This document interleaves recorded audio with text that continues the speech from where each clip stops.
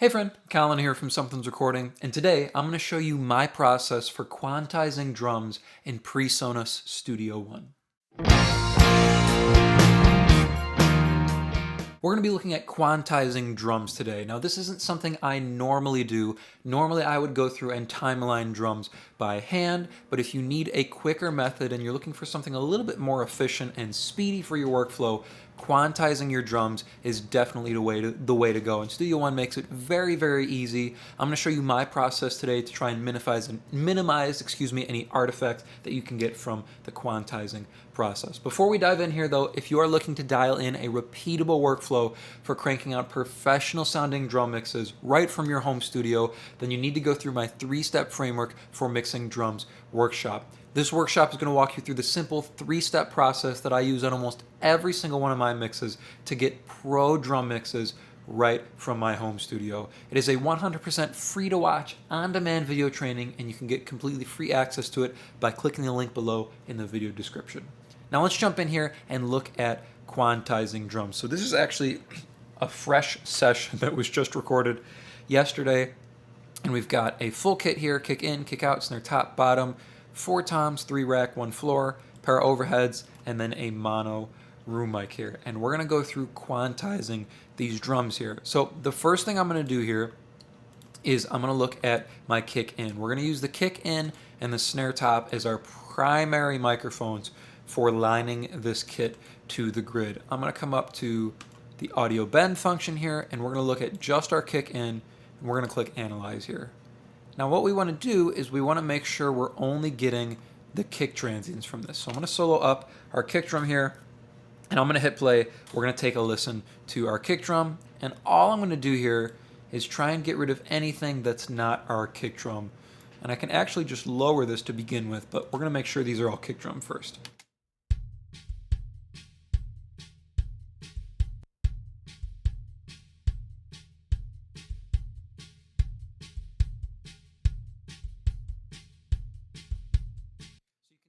Ooh, I started talking without unmuting my mic. So you can see some of these aren't quite our kick drum there. So I'm going to zoom in a little bit as well.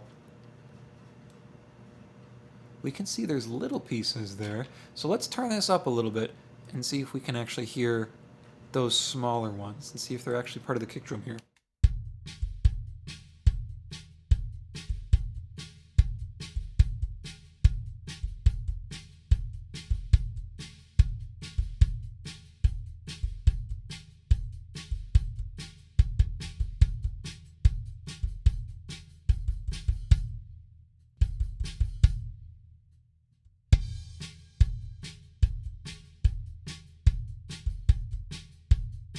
So I'm actually digging those little kind of ghost notes on the kick drum. Those smaller volume notes are going to have more bottom end and more fullness than the louder notes. The harder the drummer strikes the kick drum head, the more attack you're going to get, but the less bottom end you're going to get. The lighter the drummer strikes the kick drum, the more bottom end bloom you're going to get. So these quieter notes, those little skip notes going into our downbeats, are giving us a ton of low end. So I'm going to listen through the rest of the track here, and we're just going to get rid of anything that's not a kick drum.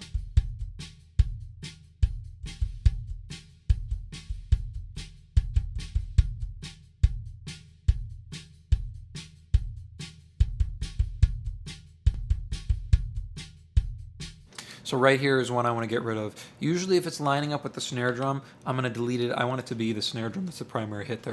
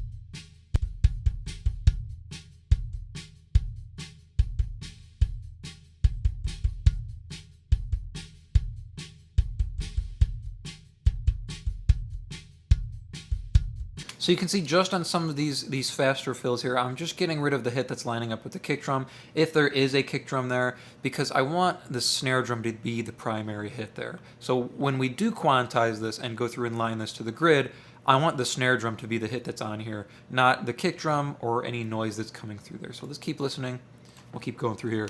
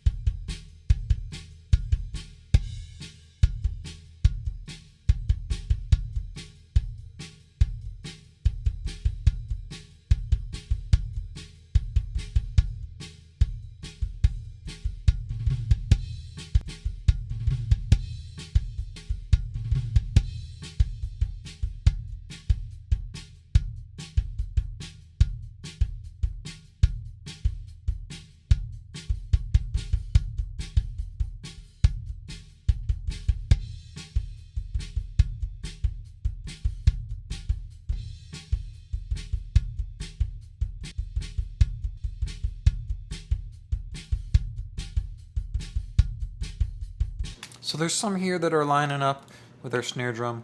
I'm going to get rid of those. I don't want anything that's going to interfere with our snare drum.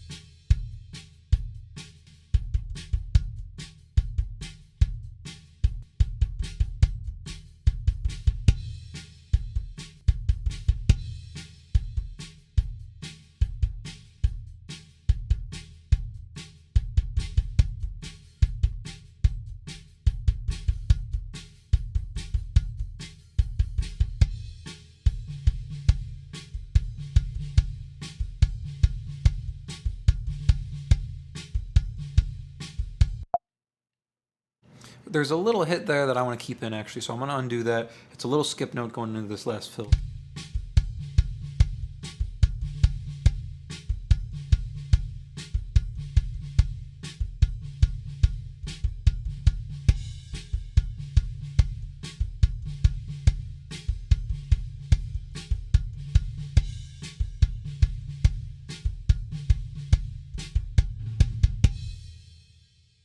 Cool, so that's our kick drum. Now we're going to move down and we're going to do the same kind of process on our snare top. Our snare top is going to be a little bit easier because we can do this a little bit more zoomed out.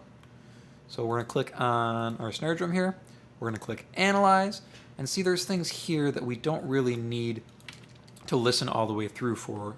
We'll just kind of make sure any spots like here, we can back it off a little bit.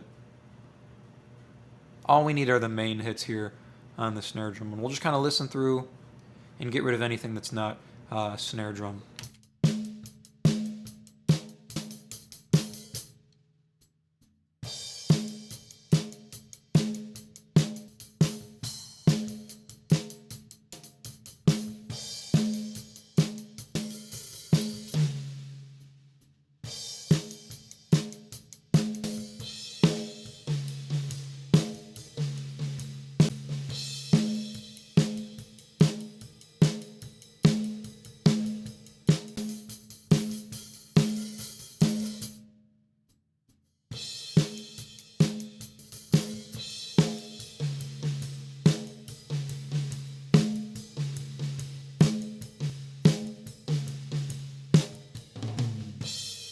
So we just have two hits here at the end that we need to get rid of.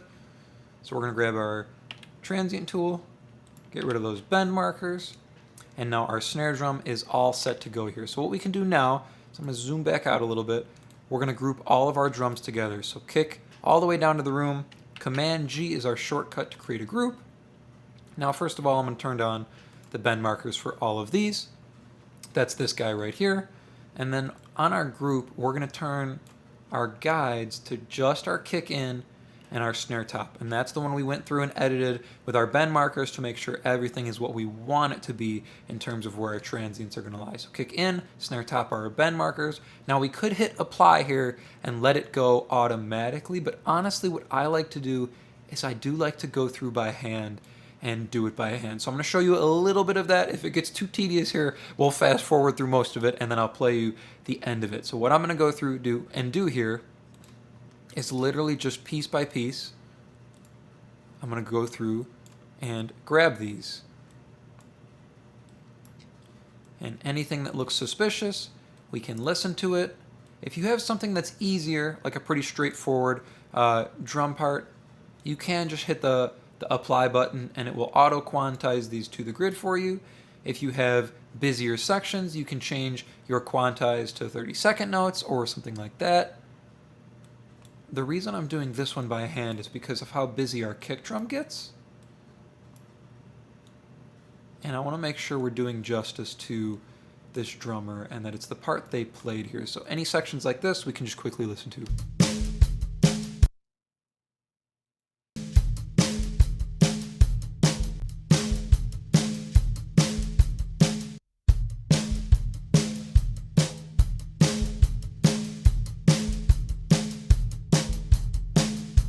So anything like that, we can just listen through and make sure everything's okay. And then just keep plugging along here. You can see everything stays pretty even. And that's what you'll have with a good drummer. Any notes that are behind will just be a little bit behind for a bar. And everything will kind of move together. So see where this lands a little bit early. This lands a little bit early. That's what you'll get with a good drummer.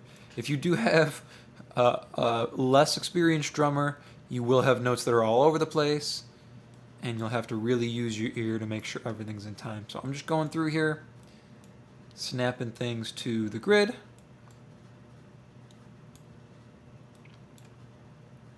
And the nice thing when you go through and do it by hand like this, you can see notes that are getting stretched a little bit too far. The farther you stretch a note, the darker red it turns. So light red is fine. Green is where we want to be, but not everything is going to be green. And we're just going through piece by piece here.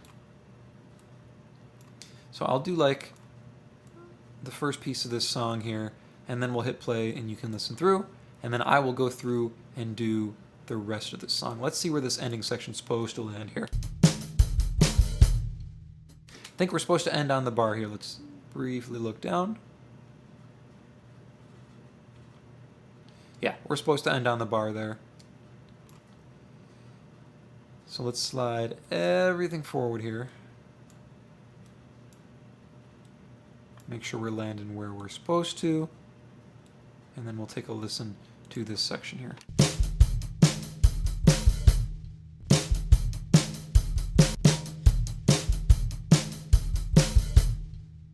Cool, sounds good to me. Let's go a little bit further into this next section, and then I'll play you guys the beginning section here, before doing the rest of it. So let's get slightly past the 30-second mark here. So if our song looked like this all the way through, or was just kick, snare, I would be completely fine with just hitting the apply button and letting everything snap to the grid. But that ending section gets a little busy with the kick drum, and then the tom-tom sections as well. I want to make sure everything's looking good there. So another reason I want to do it by hand, to make sure our tom-tom sections come together. You can see we're a little bit early here with some of these. That's okay. Sometimes being early creates a pocket with the drummer.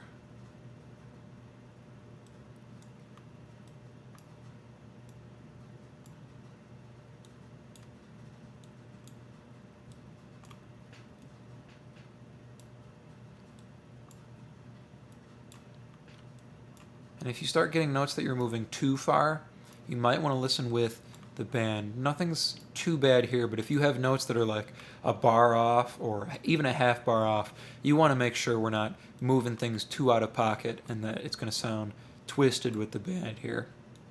16th notes or 8th notes off like this is not a big deal at all. But when you start getting a quarter note off or a whole note off, that's a little bit too much that you would want to pause and take a listen in the song and see if we're moving things too far and suddenly we're going to have to edit the rest of the song as well. So we're about 40 seconds in here. Let's go back and I'll play you this first section. You can hear how everything is sounding here.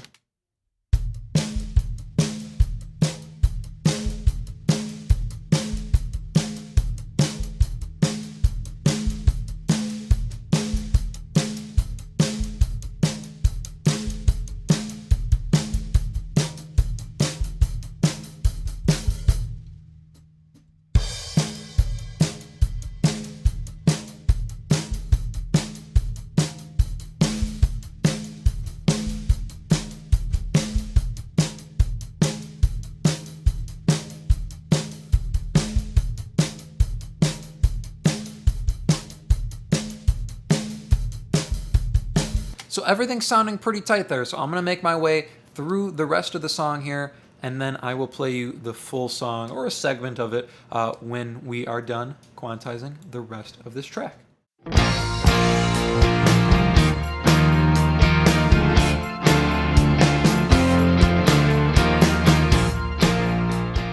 Alright, so we've got our song quantized here, so the next step, now that we've got it done, once you listen through, you want to bounce it here. So I'm going to bounce it just so I can show you guys the bouncing process here, and then we're going to listen through this first section of our song here. So all we're going to do to bounce is Command B, and it will bounce all of our tracks down here pretty fast, usually in Studio One, and then you want to listen through and make sure everything's good. That's how we're going to bounce. I'm going to undo this really quick because you do want to listen back before you bounce, all right? Sometimes the bouncing process can take a little bit longer. That's why I threw that in there just so you guys could see that. We're going to take a listen here, at least to the first section of this song, and you can hear, and we'll make sure there's no issues with anything here.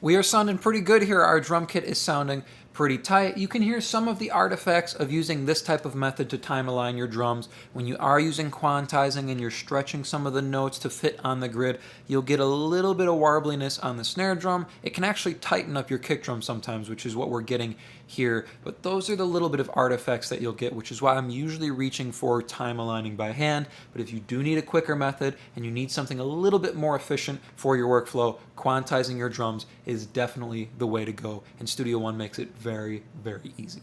I hope that was helpful for you. As I mentioned at the beginning of the video, if you're ready to take your drum mixes to the next level, then you need to go through my 3-step framework for mixing drums workshop. This is a 100% free to watch, on-demand video training. You can get access to it using the link in the video description, and it will help you dial in a repeatable workflow for cranking out professional sounding drum mixes right from your home studio. Thank you so much for watching today, and I will see you in the next video.